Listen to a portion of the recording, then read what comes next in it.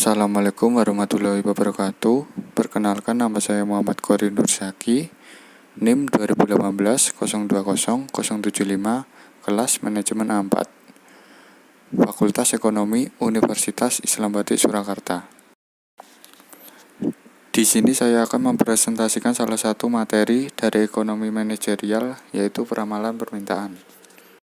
Ada pula materi peramalan permintaan, yaitu yang pertama peramalan permintaan, yang kedua supply, yang ketiga teknik peramalan, dan yang keempat akurasi peramalan.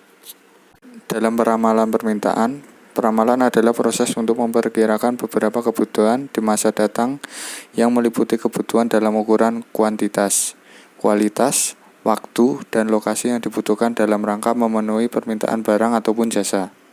Salah satu jenis peramalan adalah peramalan permintaan. Peramalan permintaan, forecasting demand, merupakan tingkat permintaan produk-produk yang diharapkan akan terrealisasi untuk jangka waktu tertentu pada masa yang akan datang. Tujuan dari peramalan sendiri adalah untuk mengurangi risiko atau ketidakpastian yang dihadapi perusahaan dalam pengambilan keputusan operasional. Ada pula beberapa karakteristik peramalan yang baik. Yang pertama, akurasi. Akurasi dari suatu hasil peramalan diukur dengan hasil kebiasaan dan kekonsistensian peramalan tersebut. Hasil peramalan dikatakan kebiasaan apabila peramalan tersebut terlalu tinggi atau rendah dibandingkan dengan kenyataan yang sebenarnya terjadi. Hasil peramalan dikatakan konsisten bila besarnya kesalahan peramalan relatif kecil. Dan yang kedua yaitu biaya.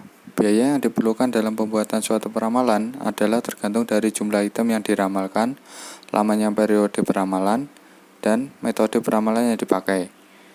Dalam ketiga faktor tersebut akan mempengaruhi beberapa banyak data yang dibutuhkan, bagaimana pengolahan datanya, manual atau komputerisasi, bagaimana penyimpanan datanya, dan siapa tenaga ahli yang diperbantukan.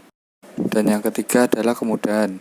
Penggunaan metode peramalan yang sederhana, mudah dibuat, dan mudah diaplikasikan akan memberikan keuntungan bagi perusahaan itu sendiri. Dan yang selanjutnya adalah sifat hasil peramalan. Dalam membuat peramalan atau menerapkan suatu peramalan, maka ada beberapa hal yang harus dipertimbangkan, yaitu yang pertama, ramalan pasti mengandung kesalahan, yang berarti peramalan hanya bisa mengurangi ketidakpastian yang akan terjadi, tetapi tidak dapat menghilangkan ketidakpastian tersebut. Dan yang kedua, peramalan seharusnya memberikan informasi tentang beberapa ukuran kesalahan. Artinya, karena peramalan pasti mengandung kesalahan, maka penting bagi peramal untuk menginformasikan beberapa besar kesalahan yang mungkin terjadi. Dan yang ketiga, peramalan jangka pendek lebih akurat dibandingkan peramalan jangka panjang. Hal ini disebabkan karena pada peramalan jangka pendek, faktor yang mempengaruhi permintaan relatif masih konstan, sedangkan peramalan jangka panjang semakin besar pula kemungkinan terjadinya perubahan faktor-faktor yang mempengaruhi permintaan. Dan yang selanjutnya, supply. Dalam supply sendiri dan permintaan memiliki kecocokan dalam peramalan permintaan. Maka di sini perlu diperhatikan faktor-faktor yang mempengaruhi tingkat permintaan atau demand. Faktor-faktor yang mempengaruhi peramalan permintaan yaitu yang pertama, kondisi umum bisnis dan ekonomi. Dan yang kedua, reaksi dan tindakan pesaing. Ketiga, tindakan pemerintah. Keempat, kecenderungan pasar. Dan yang kelima, siklus hidup produk. Keenam, gaya dan mood. Ketujuh, perubahan permintaan. Dan yang terakhir, konsumen, inovasi, dan teknologi. Dan yang selanjutnya, teknik peramalan. Meramalkan permintaan dari pasar yang dimasuki oleh perusahaan merupakan pekerjaan yang perlu dilakukan setiap manajer perusahaan untuk memprediksi berapa besar peluang pasar yang tersedia di masa depan. Dalam melakukan forecasting atau peramalan terhadap permintaan pasar, di sini akan diuraikan beberapa metode model peramalan terhadap permintaan pasar dari barang atau jasa yang diproduksi dan dijual oleh perusahaan. Secara garis besar terdapat dua macam metode peramalan permintaan yang biasa dilakukan yaitu metode kualitatif dan kuantitatif. Yang pertama kita bahas metode kualitatif. Dari peramalan kualitatif umumnya bersifat subjektif, dipengaruhi oleh intuisi, emosi, pendidikan, dan pengalaman seseorang. Oleh sebab itu, hasil peramalan dari satu orang dengan orang yang lain dapat berbeda. Metode peramalan permintaan secara kualitatif berhubungan dengan data-data kualitatif, misalnya tentang selera konsumen terhadap suatu produk, ataupun survei tentang loyalitas konsumen, dan lain-lain.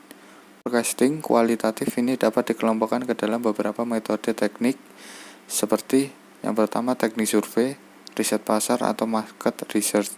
Yang kedua teknik jajak pendapat, opinion polls. Yang ketiga metode Delphi. Dan yang keempat analogi historis, historical analogy. Dan yang kelima dugaan manajemen, manajemen estimate atau panel konsensus. Dan metode yang kedua adalah metode kuantitatif.